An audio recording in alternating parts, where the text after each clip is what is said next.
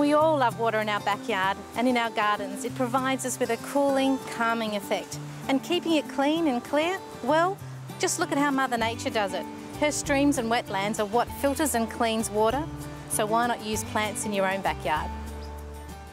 There really isn't a situation in any pond or water feature where you can't grow a floating basket. They're great full sun, with the right choice of plants, full shade. Whether the depth is really deep or really shallow, there'll be one to suit you. And they're really easy to grow. And I'm going to show you how to pot one now. Firstly, ideally you'll have a mesh basket. This will allow the roots to come out of the basket and free float in the water. If you really wanted to, you could just put a polystyrene cutout around a pot, but I think the mesh with a quality foam works so much better.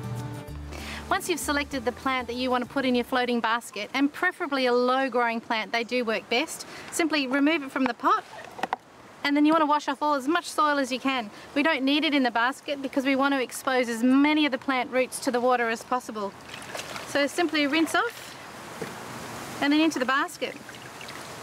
If it's a small plant and a large basket or vice versa, you might need to have a couple of stones or rocks in there just to anchor it so it doesn't wash away.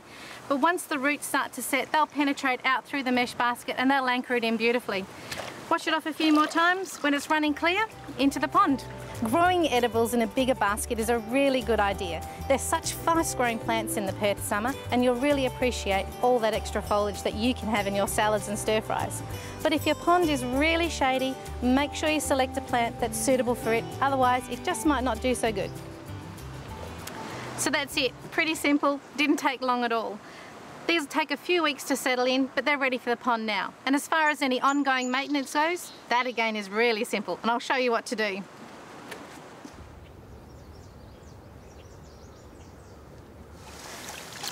When they get huge like this, they really are telling you they need a trim, which is pretty obvious. And that's the main thing you need to do with all floating baskets, is keep them trimmed regularly. Obviously, these roots are doing a great job in cleaning and filtering your water, but with a pair of scissors, you simply just trim them off and do the same across the top.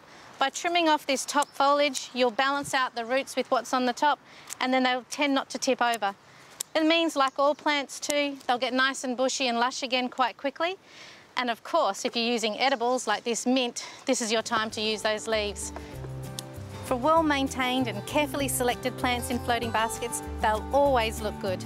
They'll clarify the water, and gosh, they'll even give the fish a place to hide.